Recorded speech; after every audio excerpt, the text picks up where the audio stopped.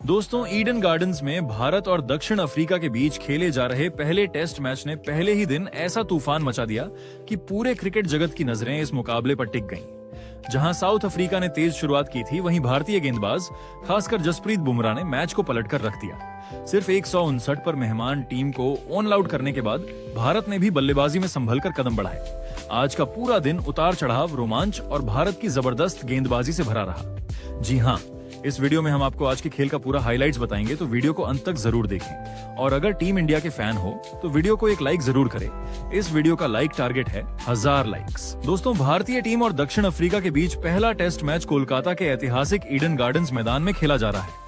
Match की शुरुआत toss से हुई, जहां दक्षिण अफ्रीका के कप्तान टेम्बा बावुमा ने टॉस जीता और बिना किसी झिझक के पहले बल्लेबाजी करने का फैसला किया। उनके फैसले के साथ ही मैदान में ओपनर्स एडन मार्कराम और रयान रिकेल्टन बल्लेबाजी शुरू करने के लिए उतरे। भारत की ओर से जसप्रीत बुमराह और मोहम्मद सिराज ने नई गेंद के साथ पारी की शुरुआत की। शुरुआत के कुछ ओवरों में बुमराह बेहद नियंत्रित और धारदार गेंदबाजी कर रहे थे। उनकी लाइन और लेंथ बेहतरीन थी। दूसरी तरफ सिराज थोड़े महंगे साबित हुए। चौथे ओवर में रिकेल्टन ने उन्हें लगातार 2 चौके झड़कर दबाव बनाया। इसके बाद छठे ओवर में मार्कराम भी पीछे नहीं रहे और सिराज को लगातार 2 चौके मार दिए। भारतीय कप्तान शुभमन गिल ने जल्दी ही समझ लिया कि सिराज को राहत देने का समय है, इसलिए उन्होंने गेंदबाजी में बदलाव किया और अक्षर पटेल को गेंद थमाई। हालांकि अक्षर पटेल से उम्मीद थी कि वे रन रोकेंगे, लेकिन मार्कराम ने उन पर पूरा आक्रामक रुख अपनाया। खासकर जब बॉल थोड़ी धीमी पड़ती, मार्कराम आगे बढ़कर शॉट मारते। केवल 10 ओवर में ही दक्षिण अफ्रीका ने 50 रन पूरे कर लिए थे। उनका खेल एक टेस्ट मैच से ज्यादा एक दिवसीय मुकाबले जैसा लग रहा था, तेज, आक्रामक और जोखिम उठाने वाला। भारतीय दर्शकों को थोड़ी चिंता भी होने लगी थी कि कहीं मेहमान टीम बहुत बड़ा स्कोर न खड़ा कर दे, लेकिन 11वें ओवर में जसप्रीत बुमराह ने वो कर दिखाया जिसकी उम्मीद थी। वो अपने एक खास अंदाज में वापस आए और मैच का पहला विकेट लिया। बुमराह की गेंद रिकेल्टन की स्टंप्स उड़ाते हुए गई। ये एक शानदार गेंद थी, राउंड विकेट 140 की रफ्तार पर, जो बस हल्का सा मूव हुई और बैटर का बाहरी किनारा बीट करती हुई सीधे स्टंप्स में जा लगी। रिकेल्टन केवल 23 रन बनाकर आउट हो गए और दक्षिण अफ्रीका का पहला विकेट 97 के स्कोर पर गिरा। इस विकेट के साथ ही दर्शकों में जोश भर गया। रिकेल्टन के आउट होने के बाद व्यान मुल्डर क्रीज पर आए, लेकिन दक्षिण अफ्रीका के लिए परेशानी यही खत्म नहीं हुई थी। 13वें ओवर में बुमराह ने एक और शानदार विकेट झटका। इस बार शिकार बने एडन मार्कराम। बुमराह की गेंद थोड़ी शॉर्ट थी और लाइन 5वें स्टंप के बाहर। मार्कराम ने सोचा कि गेंद को हल्के से खेलने में कोई नुकसान नहीं होगा, पर गेंद उछलकर उनके बल्ले के कंधे पर लगी और सीधा विकेट कीपर ऋषभ पंत के पास चली गई। पंत ने दाईं तरफ डाइव लगाकर कैच पकड़ लिया। मार्कराम 31 रन बनाकर आउट हुए और दक्षिण अफ्रीका का दूसरा विकेट 62 के स्कोर पर गिरा। बुमराह को देखकर साफ लगता था कि वो किसी खास जोन में गेंदबाजी कर रहे हैं। दोनों ओपनर्स को उन्होंने अपनी क्लासिक गेंदबाजी से आउट किया। अब बारी थी कप्तान टेम्बा बावुमा की, लेकिन उनका टिकना भी मुश्किल साबित हुआ। भारतीय कप्तान शुभमन गिल ने स्पिन गेंदबाजी को मौका देने का फैसला किया और गेंद कुलदीप यादव को दी। कुलदीप की एक टर्न लेती हल्की उड़ान वाली गेंद बावुमा के अंदर आ गई। बावुमा डिफेंस करने के लिए आगे बढ़े, लेकिन गेंद ने अंदर घुसते हुए उनके बल्ले का अंदरूनी किनारा ले लिया और पास खड़े ध्रुव जुरैल के हाथों में समा गई। बावुमा सिर्फ 3 रन बना सके। 71 रन के स्कोर पर दक्षिण अफ्रीका अपने 3 महत्वपूर्ण विकेट खो चुका था। 3 विकेट गिरने के बाद अब क्रीज पर टोनी डी जॉर्जी और व्यान मुल्डर थे। इन दोनों बल्लेबाजों ने दबाव में समझदारी से खेलना शुरू किया। भारतीय कप्तान ने स्पिन को लगातार बनाए रखा। रविंद्र जडेजा और कुलदीप यादव दोनों ही लगातार कसी हुई गेंदबाजी कर रहे थे। वो रन बांधकर दबाव बढ़ाने की कोशिश करते रहे। दक्षिण अफ्रीका की जोड़ी ने शुरुआत में बड़े शॉट नहीं लगाए, लेकिन जब भी गेंद ढीली मिली, उन्होंने कुछ चौके निकालकर रणगति को संभाले रखा।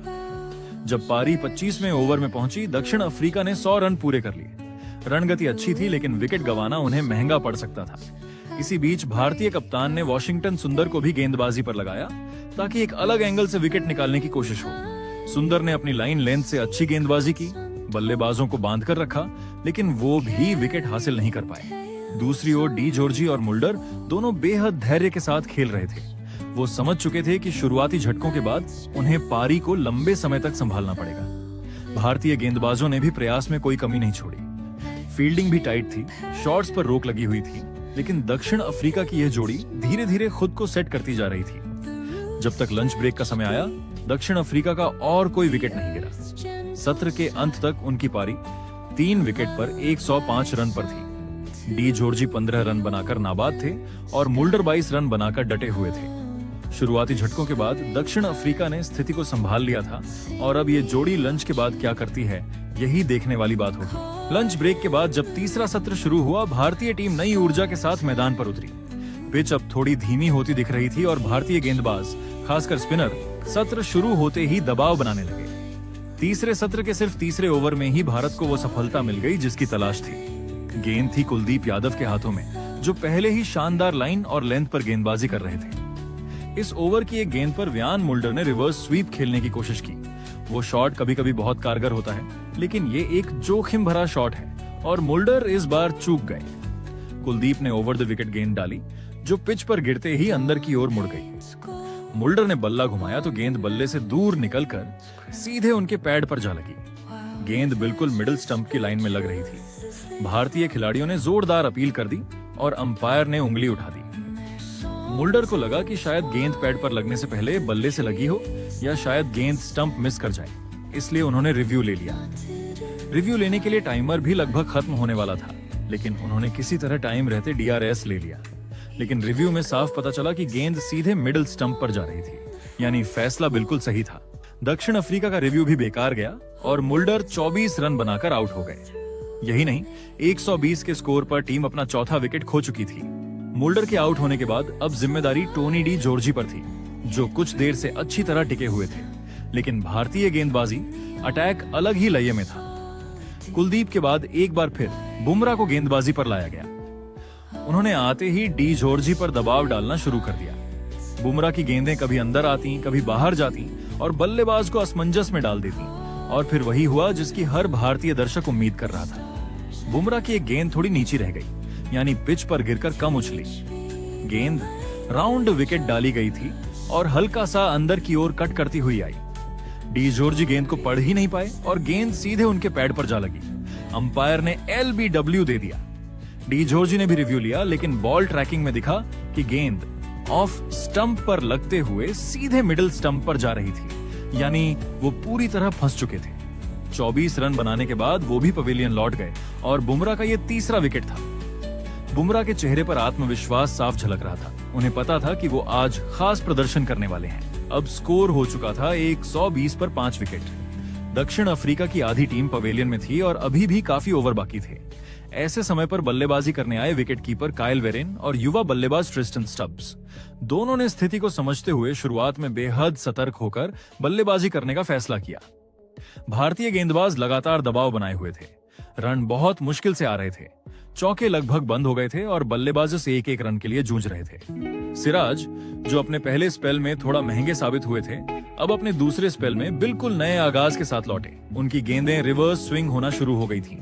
रिवर्स स्विंग टेस्ट मैच में सबसे खतरनाक हथियारों में से एक है। 45वें ओवर में सिराज ने एक शानदार गेंद डाली। गेंद हवा में आती हुई अचानक अंदर की ओर मुड़ गई। काइल वेरेन इस मूवमेंट को पढ़ नहीं पाए और गेंद उनके पैड पर जा टकराई। भारतीय खिलाड़ियों ने जोर से अपील की और अंपायर ने समय लिए बिना उन्हें आउट दे दिया। वेरेन ने उम्मीद से DRS लिया, लेकिन स्क्रीन पर दिखा कि गेंद सीधी स्टंप्स की ओर जा रही थी, यानी फैसला बिल्कुल सही था। वेरेन सिर्फ 16 रन बनाकर आउट हो गए और दक्षिण अफ्रीका 146 के स्कोर पर अपने 6 विकेट गंवा चुका था। सिराज यहीं नहीं रुके। उसी ओवर की अगली गेंदों में उन्होंने नए बल्लेबाज मार्को यानसन को भी अपना शिकार बना लिया। यानसन ने अभी खाता भी नहीं खोला था। सिराज ने एक लेंथ बॉल डाली जो हल्का सा अंदर की ओर मुड़ी। यानसन आधा कदम आगे बढ़कर रक्षात्मक शॉट खेलने की कोशिश कर रहे थे, लेकिन गेंद बैट और पैड के बीच से निकलकर सीधा ऑफ स्टंप के ऊपरी हिस्से से टकराई। यानसन बिना कोई रन बनाए आउट हो गए। सिराज के इस ओवर में 2 विकेट गिरे और माहौल गर्मा गया। अब दक्षिण अफ्रीका के लिए बचाव करना और मुश्किल हो गया था। ट्रिस्टन स्टब्स अब दूसरे छोर पर अकेले जूझ रहे थे और उनके साथ क्रीज पर आए कॉर्बिन बॉश। हालांकि दोनों ने कोशिश की कि कम से कम टी ब्रेक तक कोई और विकेट न गिरे। कुछ देर तक उनका प्लान सफल होता भी दिखा। भारतीय गेंदबाज कोशिश कर रहे थे, लेकिन विकेट नहीं मिल रहा था। फिर आया टी ब्रेक से ठीक पहले का आखिरी ओवर। गेंदबाज थे अक्षर पटेल। इस ओवर में अक्षर ने गेंदों को अलग अलग तरह से टर्न कराते हुए बल्लेबाज को परेशान किया। आखिरी गेंद बॉश रक्षात्मक खेलना चाहते थे, लेकिन गेंद बिल्कुल नहीं घूमी, सीधी रही और अंदर की ओर आती हुई उनके पैड पर जा लगी। भारतीय खिलाड़ियों ने जोरदार अपील की। अंपायर ने उंगली उठा दी। बॉश ने सिर्फ 3 रन बनाए थे। इसी के साथ दक्षिण अफ्रीका का 8वां विकेट भी गिर गया और स्कोर 8 विकेट पर 154 रन हो गया। टी ब्रेक तक ट्रिस्टन स्टब्स 15 रन बनाकर नाबाद थे और उनके सामने अब सिर्फ टेल एंडर्स बचे थे। बुमराह, कुलदीप और सिराज तीनों ने मिलकर दक्षिण अफ्रीका की बल्लेबाजी को लगभग तहस नहस कर दिया था। पिच अब गेंदबाजों के लिए मददगार दिख रही थी और भारतीय टीम बड़े आत्मविश्वास के साथ मैदान छोड़कर ब्रेक की ओर बढ़ी। तीसरे सत्र में टीम इंडिया ने दक्षिण अफ्रीका को पूरी तरह ढा दिया। 55वें ओवर में बुमराह की तेज और अंदर आने वाली गेंद के सामने नंबर 10 बैटर साइमन हार्मर बेबस दिखे। बुमराह ने गुड लेंथ पर गेंद फेंकी, जो पिच पर गिरते ही दाएं हाथ के बल्लेबाज की ओर अंदर की तरफ काफी तेजी से मुड़ी। हार्मर क्रीज पर जमे खड़े थे और बस बैट आगे करके बचाव करना चाहते थे, लेकिन गेंद उनके बल्ले के नीचे से निकल गई और सीधा ऑफ स्टंप उड़ा ले गई। हार्मर 5 रन बनाकर बोल्ड हुए और बुमराह को उनका चौथा विकेट मिल गया। बुमराह ने हमेशा की तरह हल्की सी मुस्कान देते हुए अपना जश्न मनाया। इसी ओवर की आखिरी गेंद पर तो बुमराह ने कमाल ही कर दिया। नई गेंद का पूरा फायदा उठाते हुए उन्होंने केशव महाराज को एक खतरनाक इन स्विंगिंग यॉर्कर डाली। गेंद सीधे महाराज के पैरों की तरफ आई। गेंद उनके पैड पर तेजी से लगी। भारतीय खिलाड़ियों ने जोरदार अपील की और अंपायर ने उंगली उठा दी। महाराज बिना खाता खोले LBW आउट हो गए और दक्षिण अफ्रीका की पूरी टीम सिर्फ 159 रन पर ऑल आउट हो गई। इस दौरान ट्रिस्टन स्टब्स 15 रन बनाकर नाबाद रहे। भारत की गेंदबाजी पूरी तरह हावी रही। बुमराह ने सिर्फ 14 ओवर में 27 रन देकर 5 विकेट झटककर अपनी काबिलियत फिर साबित की। उनके अलावा मोहम्मद सिराज और कुलदीप यादव ने 2-2 विकेट लिए, जबकि अक्षर पटेल को एक सफलता मिली। दिलचस्प बात यह रही कि दक्षिण अफ्रीका ने इस पारी की शानदार शुरुआत की थी। टीम ने 57 रन तक कोई विकेट नहीं गंवाया था और ऐसा लग रहा था कि वो बड़ा स्कोर बनाएंगे, लेकिन अगले 102 रन के भीतर उनकी पूरी टीम पवेलियन लौट गई। दक्षिण अफ्रीका की पहली पारी 159 रन पर सिमटने के बाद अब बारी थी टीम इंडिया की बल्लेबाजी की। भारत की ओर से ओपनिंग करने के लिए KL राहुल और यशस्वी जायसवाल मैदान पर उतरे। पूरे दिन गेंदबाजों ने दबदबा बनाए रखा था, इसलिए बल्लेबाजों पर भी शुरुआत सावधानी से करने का दबाव था। दक्षिण अफ्रीका ने गेंदबाजी की शुरुआत वियान मुल्डर और मार्को यानसन के हाथों में दी। दोनों गेंदबाज नई गेंद को स्विंग कराने की कोशिश में थे और शुरुआती कुछ ओवरों में भारतीय बल्लेबाजों ने भी पूरा धैर्य दिखाया। पहले कुछ ओवरों में भारत की शुरुआत काफी धीमी रही। विकेट पर गेंद रुक रुक कर आ रही थी और गेंदबाज बल्लेबाजों को लगातार परख रहे थे। इसी वजह से राहुल और जायसवाल ने जोखिम भरे शॉट खेलने से बचते हुए सिर्फ डीली गेंदों का इंतजार किया। धीरे धीरे जायसवाल ने अपनी लय हासिल करनी शुरू की और कुछ बेहतरीन चौके लगाकर भारतीय पारी को गति दी। उनके कवर ड्राइव और पॉइंट के ऊपर से मारे गए शॉट दर्शकों को खासे पसंद आए और मैदान में थोड़ी रौनक भी लौटी। लेकिन इतनी अच्छी शुरुआत के बाद भी जायसवाल लंबी पारी नहीं खेल सके। 7वें ओवर में मार्को यानसन ने वो विकेट हासिल कर लिया जिसकी उन्हें शुरुआत से तलाश थी। यानसन ने लेंथ थोड़ा पीछे रखी, जिससे जायसवाल कट शॉट खेलना चाह रहे थे, लेकिन गेंद उतनी ऊंची नहीं उछली जितनी उन्होंने उम्मीद की थी। गेंद उनके बल्ले के अंदरूनी किनारे से टकराकर सीधा लेग स्टंप पर जा लगी। पूरी ईडन गार्डन्स की भीड़ एक पल के लिए शांत हो गई। जायसवाल निराश होकर 12 रन बनाकर पवेलियन लौट गए। उनके 27 गेंदों की इस पारी में 3 सुंदर चौके शामिल थे। जायसवाल के आउट होने के बाद भारतीय टीम ने सबको चौंकाते हुए वॉशिंगटन सुंदर को तीसरे नंबर पर भेज दिया। ये कदम सभी के लिए अप्रत्याशित था, लेकिन शायद भारत की रणनीति विकेट पर लेफ्ट राइट कॉम्बिनेशन बनाए रखना और स्पिन गेंदबाजों के खिलाफ सुंदर को सेट करना था। सुंदर क्रीज पर आए और आते ही अपनी शांत और संयमित बल्लेबाजी से संकेत दे दिया कि वह विकेट पर टिकने के इरादे से खेलने आए हैं। दूसरी ओर KL राहुल भी अपने क्लासिक अंदाज में गेंद को आखिरी समय तक देखते हुए खेल रहे थे। दोनों बल्लेबाज अच्छी तरह जानते थे कि दिन का समय कम बचा है और ऐसे में विकेट बचाकर खेलना टीम के लिए सबसे सही विकल्प है। राहुल और सुंदर ने अगले कई ओवर बिना जोखिम उठाए बिताए। दोनों न तो बड़े शॉट खेल रहे थे, न ही तेजी से रन बनाने की कोशिश कर रहे थे। उनका पूरा ध्यान इस बात पर था कि पहले दिन का खेल खत्म होने तक भारतीय टीम और कोई विकेट न गंवाए। दक्षिण अफ्रीका के गेंदबाजों ने अच्छी लाइन लेंथ जरूर रखी, लेकिन भारतीय जोड़ी ने हर चुनौती का धैर्य से सामना किया। धीरे धीरे उन्होंने स्कोर को आगे बढ़ाया और बिना विकेट खोए भारत की पारी को स्थिर कर दिया।